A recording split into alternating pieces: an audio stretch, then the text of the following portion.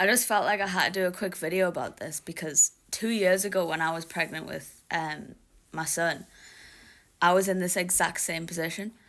I was also a domestic cleaner and I was cleaning people's houses, and around Christmas time, you know, you're having to clean these people's houses and that's full of Christmas decorations and things like that. But it brought a lot of conversation. So sometimes they would be in the house, sometimes they wouldn't be in the house. So if they were in the house, you know, around that time, they're going to be like, oh, because I was pregnant as well. It's like, oh, your first Christmas with the baby and things like that. And I would always be like, oh, no, we actually don't do Christmas. But then they would be like, oh, why? Because everyone does Christmas in the UK. Or some people would say, oh, are you a Jew? Are you a Jehovah's Witness? And I'll be like, no. And it's funny because whenever I would say, the reason we don't do Christmas is because we started reading the Bible, me and my husband. That was another testimony that would always come up. Because as soon as I would say, if I was just talking to people on the job, as soon as I would bring up that I had a husband, that was always like, because at the time I was, 21? That's a weird thing in the UK to be married at 21.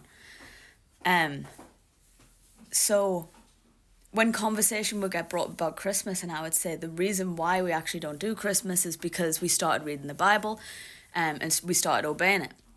And at the time, the only thing I had to actually stand on was Jeremiah 10.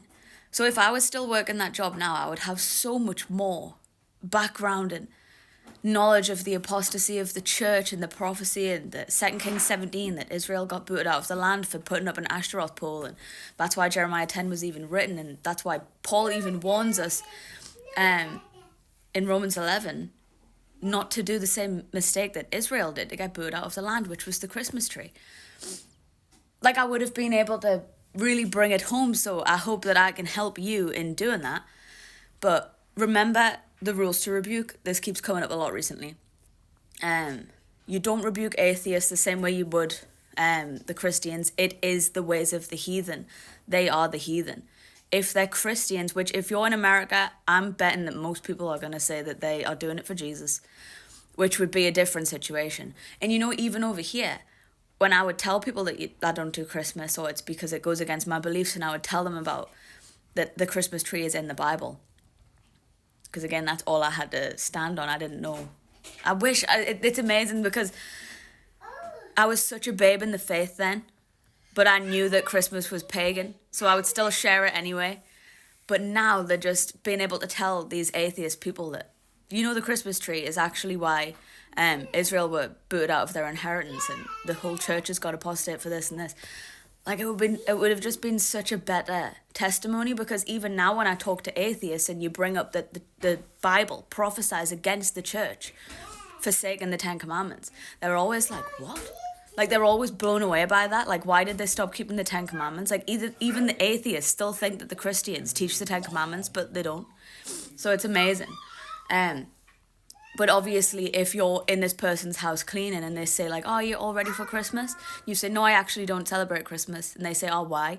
And then you say, oh, because I've been reading the Bible and I've realized that it's pagan. God doesn't want us doing pagan idolatry, and we're repeating the same sin that God's people did in the Old Testament. And if they come back with, oh, well, I do it for Jesus because it's his birthday, that's a totally different situation to what I had, because most of the people I talked to would say, oh, I thought the Christians did it for Jesus. And I was like, yeah, but he wasn't born on December 25th. So you're going to get a different response, but nevertheless, you're going to have to stand strong. Try and keep it in a... just try and keep asking them questions about it. And likely because you're in a work situation, it's going to kind of fall flat maybe. You know, you tend to not have too long to talk to the clients, I know.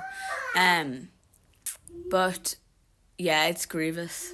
It's grievous. I remember having little kids running around, and, you know, I would always dread the kids asking me about Santa, because I knew that I was just not going to be able to, like, lie along with them. But thankfully, nothing ever, like, came up. But it's just, like, it's one of them situations where it's hard, especially with these people being actual, like, atheists. Like, how do you navigate that? But I think that's all I've got.